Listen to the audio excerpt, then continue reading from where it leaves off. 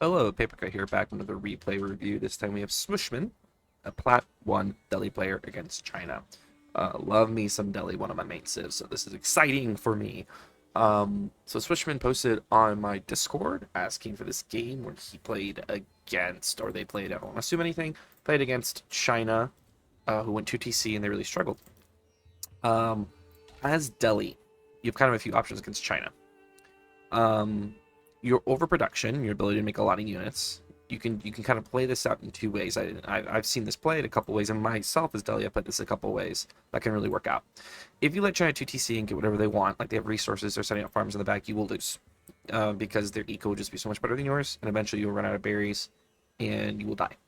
So the two ways to handle this are, if you see them going 2TC, you can just mass an insane amount of Ghazi Raiders, and you have to be very good at consistently checking your eco, getting a lot of food, getting enough wood, and just massing guys like crazy.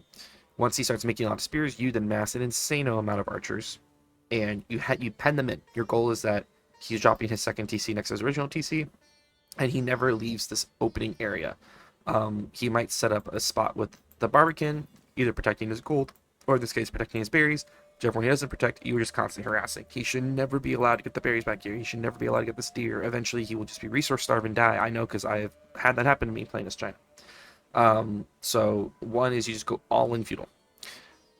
But you have to really commit to making units and not taking a bad fight. You have to just keep massing, keep harassing, keep them hemmed in, and when they're finally very low and you've taken the sacred sites, then you can either rush castle or use the sacred site gold to drop a market and just buy more resources and just keep making units, keep dropping production is the key thing here. The second theoretical thing you can do, which I've had happen to me as China, was the Delhi player just rushed castle and swarm me with knights. It was insane. What he did was I was ready to fight. I was like, I'm gonna fight the Delhi player in feudal. I'm gonna go all in feudal and fight him. I'm gonna mass signals and win. And what he did was I dropped my Barbican, I'm getting my food and my wood, I'm dropping my archery range, to start making Zugnu, and he comes by with 2-3 Ghazi Raiders, and he just keeps rotating outside my base, rotating, and I'm afraid to leave. I don't want.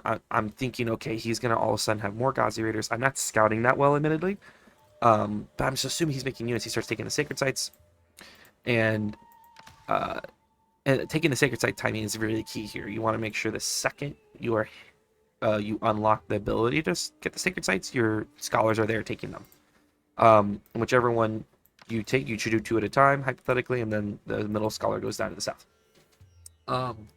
And I'm just afraid to leave.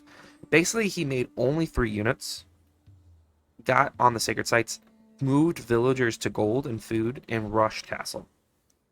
And when he hit castle, I tried to go over there and do damage, but I was late because I was making Zugnu, who were slow, and basically he just efficient production made an insane amount of knights and just harassed my base till I died. And I couldn't make enough spears. Like, castle knights against feudal spears will win if you just make more castle knights. And that's what he did. And that's an option too. And that's also works because you use those initial few units to keep your opponent scared. They're afraid of the big Delhi push, and then you rush castle, and then you do a push with very good knights. That's how I see the best way to playing this out. If you get stuck in letting them get resources and they start making units, it actually becomes very hard to win eventually because they will get so many Zugnu you can't break it in feudal. So that's my suggestion to you. Let's see how you play this out after all that theory crafting. Now, what's nice about this map is there's a good amount of sheep, and for you, you're very close to your opponent. What's nice about that is, hypothetically, you should be able to get to him quickly and not let him get the resources. This isn't a larger map like potentially Lipany or Rocky River, where they can create space by just walling well. Good sheep grab. Good age up timing. Good villager splits. You're getting your upgrades. So first of all, this is the first thing I'm looking for. The second you get 130 gold, you're just popping off that gold. You're making your second scholar, and you are hopping on. You're setting these to wood, so you can get up your first stable. You also want to get up a blacksmith. So blacksmith and stable are the 2 things you want to make first, so you can get your upgrades and start getting Ghazis out to pressure. You also really need to, when you're in right now, you really need to scout his base, so you can see what he decided to protect. So you took the villagers off gold and put them on food. The reason this is concerning is you're going to have a shit ton of food and not enough wood to do anything.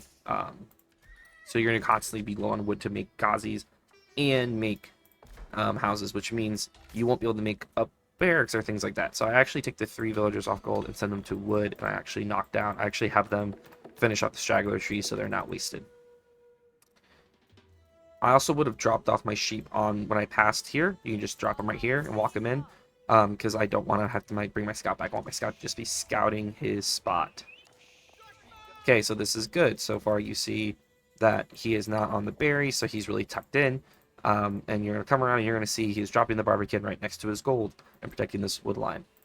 So this is kind of like the resources he gets. He gets this gold, he gets this wood line, and these sheepies in the middle. And that's all he should be allowed to get, is what you should identify here. Now he's on stone. Beautiful. He should not get stone. This is very nice. Now what you're forcing him to do is that he's going to have to make spearmen, right? If he wants stone, he's going to have to make spearmen. Because he only got 140 stone. I would actually sit the stone. At this point, he's committed to wanting to do stone. So you should actually just sit here and not let him get it and force him to make units. When I see the second TC and I read in this point, I go, oh, I've stopped him from getting enough stone. You can tell because you can click on the stone and see he doesn't have enough stone to go to second TC. What you should do at this point is go, awesome. This is when you can really make your decision. Am I going to just make units and keep them pendant? Or am I going to commit to...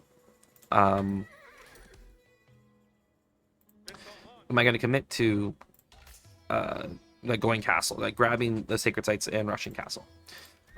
This is also when you need to drop a blacksmith, because starting those upgrades is very, very important.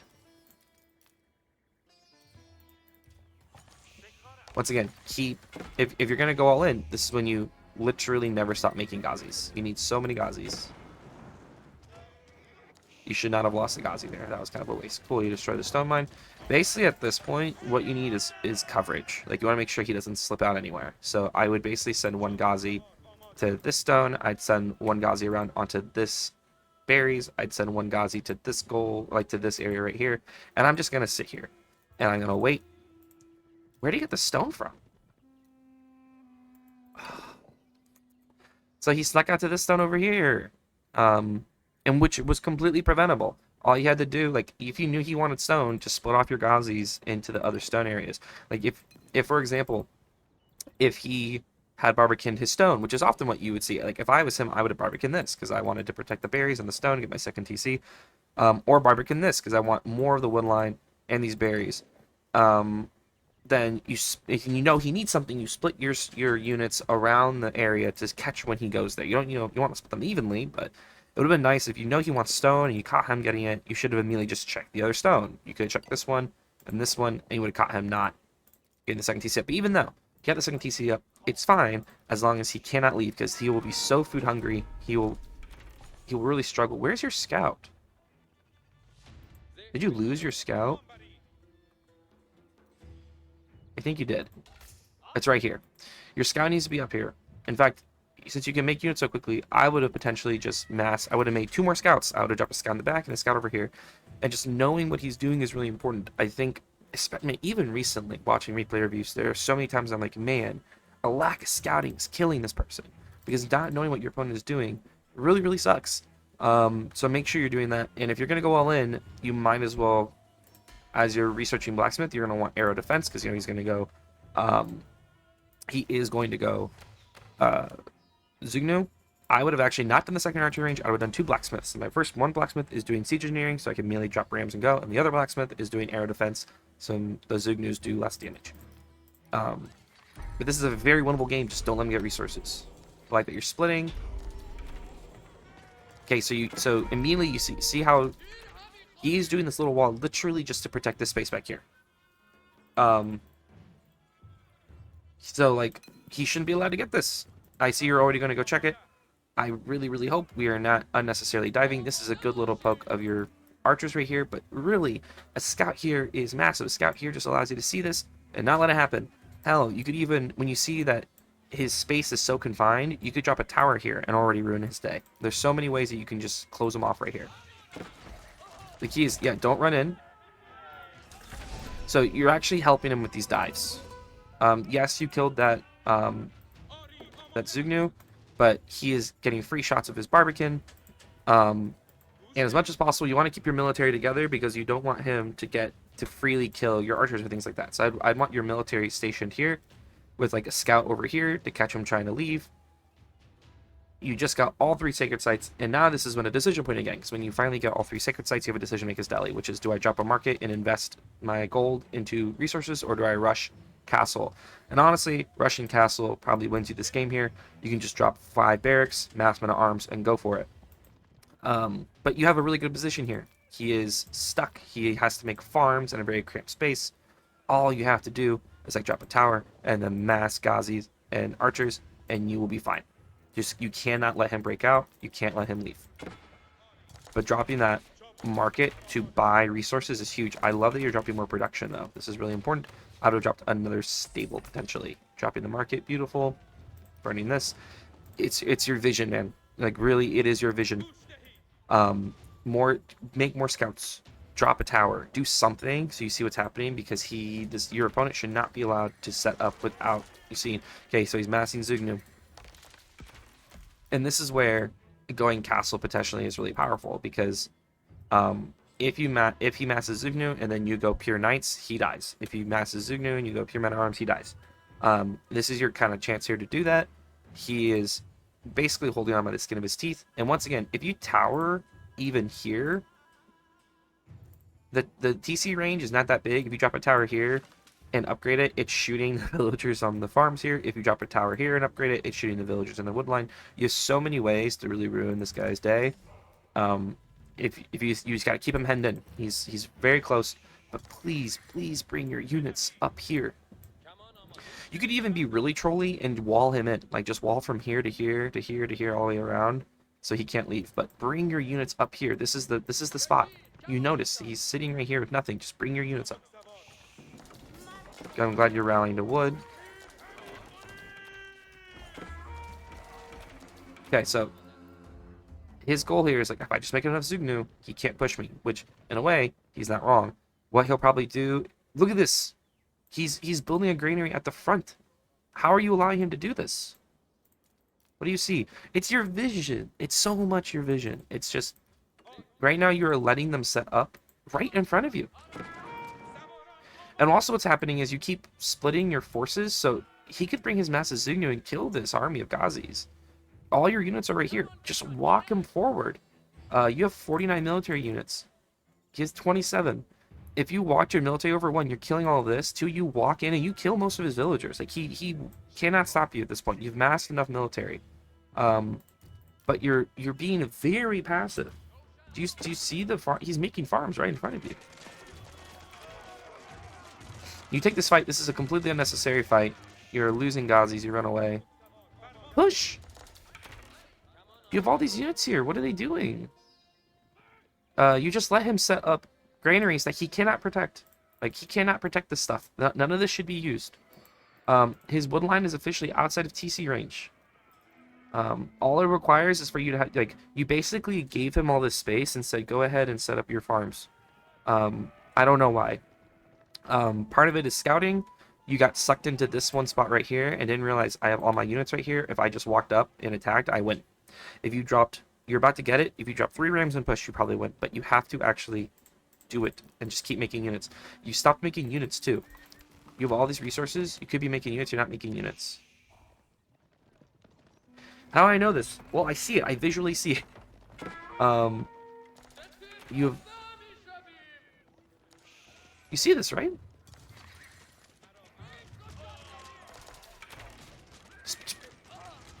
Where are you looking right now?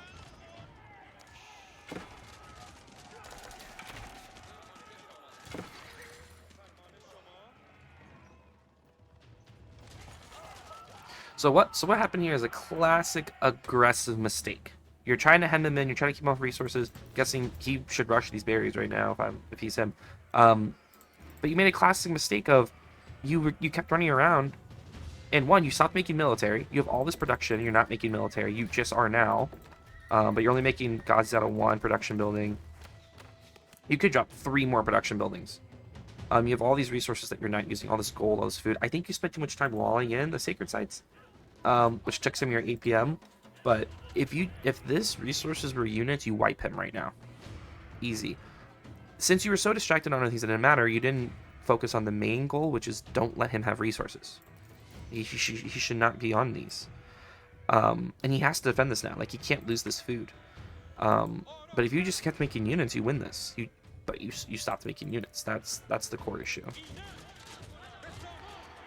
Just push. Just go. Just go.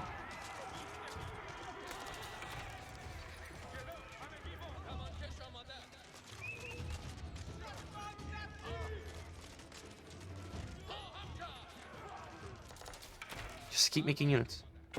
Keep making units. In fact, what I'd rather you like, you have these scholars up here healing. Just pop the scholars back in the production buildings. Like, once again, you are losing from your lack of production. This is why you're losing right now. You're losing, one, because you gave him a bunch of resources, and now he's getting a shit ton of food, and he's now in a great spot. But two, you're just not making enough units. You have the ability to make the units. And now this is when things start to turn. This is when you're going to rush castle. Okay, you can't have your production at the front. I would have canceled these production buildings. I would just drop a bunch of barracks back here.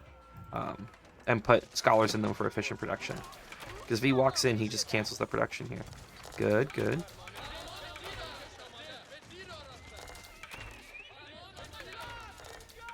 It's good, this is good. You're also approaching, you're 3 minutes from a sacred victory. Holy shit. All you have to do is hold this. Like, you're actually going to win in 3 minutes. All you have to do is just not lose the sacred site. We need to make immediately. You're getting the archer. You're getting the. Okay, so whichever building is doing the archery upgrade, you need to pop a scholar in that bad boy. 2, you should. No, not more elephants. Just mass knights. He has no archers or any. He has no spearmen or anything. Just mass knights. Just immediately just start massing knights and you win. Yeah, he's rushing the other sacred site here. He wants to decap it. You left this one unwalled.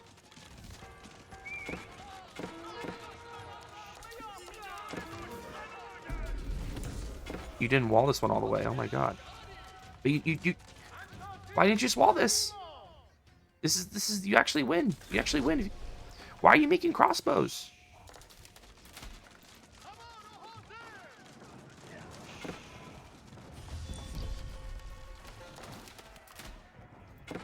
So when you beat someone to castle, the most powerful thing is just making castle units because they have nothing to counter them.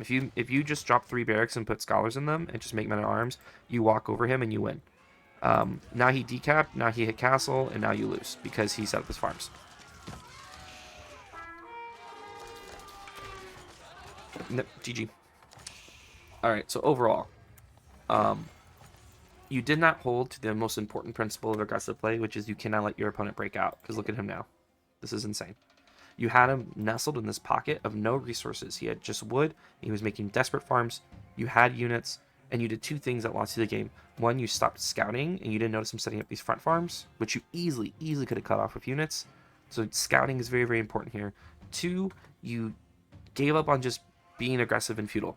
Like, you had him with no resources, and you had a bunch of resources, and you stopped making units. You didn't have production, you just stopped making units. Because, if as I said, if those resources you had were units, you would have just walked in and beat his Zugnu and won. You did everything else right up until that point. In China, it becomes very hard to beat once they set up their farms. I hope that was helpful to you. If you're interested in the coaching session, I'd love to coach you again. And overall, good luck on your games.